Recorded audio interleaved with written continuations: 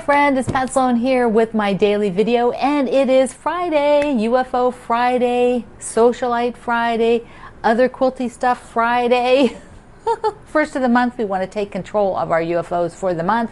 And remember, the second half of this month, we will concentrate on UFOs. Now, I have to tell you something funny that Dr. Molly said in our community group over at Facebook, Quilt Along with Pat Sloan. We were talking about UFOs, and she was sharing an absolutely gorgeous quilt that she finished, and I have the links below to that. But she said she pulled it out of Area 51 UFO storage, or her Area 51 UFO bin, whatever it is. It's like, oh my goodness. That just cracked me up. I think I need to declare Area 51 over in my section.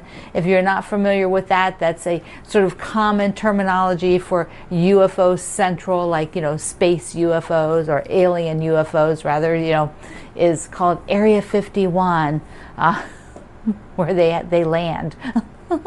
So that's where you can find all of our unfinished projects, UFO unfinished objects. So I have totally finished the rainbow quilt. The hanging sleeve is stitched down, the label is on, the label is written, so it is done. I'm going to find a place to hang it. Over on my website today, I share a photo of it where I took it outside when the snow was still on the trees. Just so fun. It's now the banner at my my community page. So here it is. We started this one in May of 2020, so I am thrilled that I took less than a year to get it done. And honestly, part of the time that it's not done is just sitting there waiting, because I sent it to the spa, Cindy and Dennis quilted it, and so now there it is, all totally done, ready for me to enjoy. But be sure you go to my website. You're going to go over there to download the Socialites anyways, and you can see the really pretty pictures that I took of the rainbow quilt. Snow and rainbows. Yeah, gotta love snow and rainbows. So let's see. Let's do the Socialites next. Our block for today is right here. There it is. How fabulous is that? I love it. Love, love, love. Heart, heart, heart. And so this block is called Hardy. And I'm having a little bit of trouble today figuring out what do I use for a challenge or something we should do related to Hardy, because I think Hardy is like strong, and yeah, we're strong and stuff. So I think today we're not going to have something to go with Hardy. We're just going to enjoy the block. But I'm going to show you something else that's associated with the word Hardy, which I always think of every time I hear that word, and that is my friend Janet Claire's book. When Janet Claire is a fabulous designer. She has fabric, she does self-published books, which is what I'm going to show you, and patterns, and she teaches online, she teaches in person when we do that again. She lives in the UK, if I didn't say that. So this is one of her first self-published books, called Hardy Good Wishes, and every time I hear the word Hardy, I think of Janet. Now, being a self-published book, they are more unique. If you're not used to purchasing self-published books, someone like me, it's sort of like an expanded pattern into a book form. And when these are gone, they're gone, because generally they're very small runs, and the designer will put them out for a limited time. And so this had to do with her first fabric line.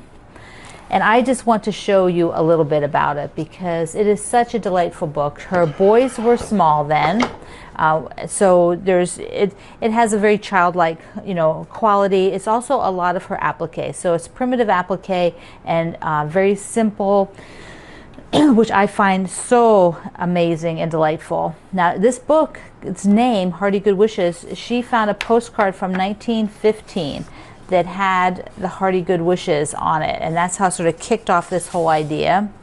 And I'll just show you a few of the pages. Here's one of her boys sleeping under the quilt, and she has lovely stories, and here's some of the applique. Look at these boats. These are just beautiful, simplistic boats appliqued onto a background. I love the map. So this is something that you could do these different, you know, letters. You see north, south, east, and west, and it's like a teaching, could be a teaching tool. I think that'd be pretty fun. She put things on pillows, so the maps on the pillows, and oops, there's some templates coming out. Let's see, we go back here. I'm going to show you her whales. She does wonderful whales. So there's a little picture that she did. She kind of framed the mini quilt with the whales, but you could put the whales on other things. Then there's actually a stuffed animal whale. Look at that. But you can see the book is formatted quite differently than through a big publisher. She had a little crochet scarf. And there's a hold fast for your bag of goodies. These are just amazing. I have most of her, I think I have most of her self-published books because I just find them so wonderful. Her little seaside village here. So that's kind of like a sampler of the shapes. And I'll show you on the back. Here's a sort of a view of some of the other parts of it. She did a seagull like this for our Splendid Sampler book, which was so wonderful. They're really beautiful. So hearty good wishes. If you're looking for something unique and you love that simplistic applique style, check out Janet Claire's book. So that is hearty for today, is our word for the day. There we can go. You can have a word for the day. And if you think of something quilt related with hearty, leave me a note. Channel that today if you've got it. If you've got it in it, channel it. All right, so the other thing I have is my heart from our Lovely Heart Sew Along. I've got it into a flimsy, so it's just the top. Now the pattern has you will add, just to remind you, the pattern has it so that you will add a bottom strip. Here's the pattern again. So that's a free pattern from the Fat Quarter Shop. So you're adding a bottom strip, and then you will cut off a strip at the top up here. So remember that, unless you like this long size. You could make it a rectangle. You don't have to make it a square, but per the pattern, that's a square. Now I'm deciding whether I want to put a border on it or not. I have enough of the polka dot. So here is the polka dot. So I have enough of this to do a border. I don't have enough of anything else because they were all, you know, fat quarters. So here's one I could order, but the problem is I order it and it's going to be, you know, could be another week, and then I still have to quilt it. So I'm thinking ordering is not in the cards for this. I don't want to order. I am going to either use the polka dots or make a scrappy border with the other fabrics. So here is the flimsy. Ta-da-da-da-da. Flimsy being just a top, a fun way to say a top. And I had a question from, who is it from? From Jill, asking about whether to press seams open or closed. So let me just sit down here and let's take a look at this and think about it. Because I did not come from an environment where open or closed seams were a huge deal. You know, I've taught beginners to press all their seams open. I've taught beginners to, you know, to press always to one side, just, you know, to see whether it made any difference. It did not. People have to learn how to handle it either way. When you press things, seams open, which, let me just show you what that is so that we have a visual here. So in the back of the Lovely Hearts, I did seams open and to the side. So open are these, you know, so what you imagine. So when you're matching them, you're matching open to open. So you still have that center line is what you're matching against. The bulk is spread differently, but it's still the same amount of fabric. Just because you press to the side or press open doesn't mean that you have less fabric to deal with. You have the same amount of fabric. It's just spread out differently. It's balanced differently. So, and I also mix it up. I don't have to have them all open.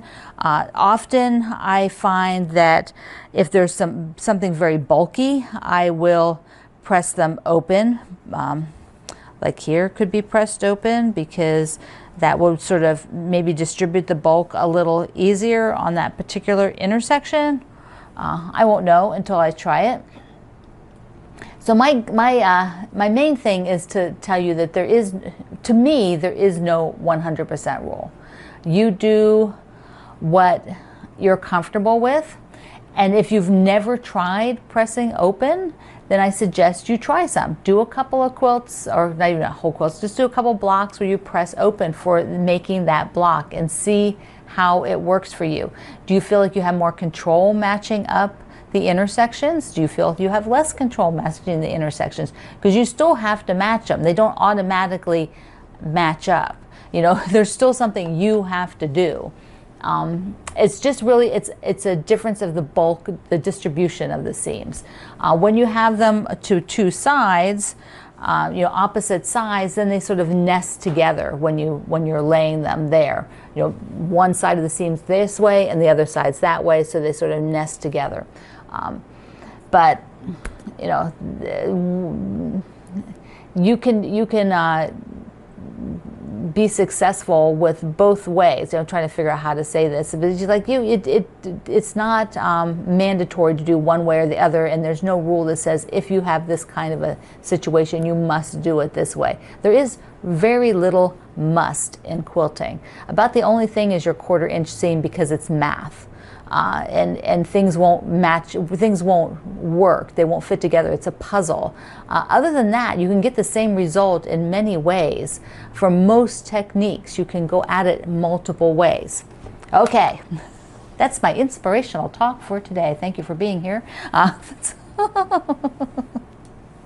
right, it's Friday, celebrating our Socialites block, which is hardy. And if you are interested in Janet's book, there's a few of them out there in the link below, not that many, so if you are really fascinated by her style, she also has directions in the back on how she does her applique, which is sort of free motion applique with a, which is fun, so you might want to try that. She also has videos, you can look her up. Okay, I'm excited to be hardy today and to work on my UFOs. Get that list ready. I love you. I will see you online.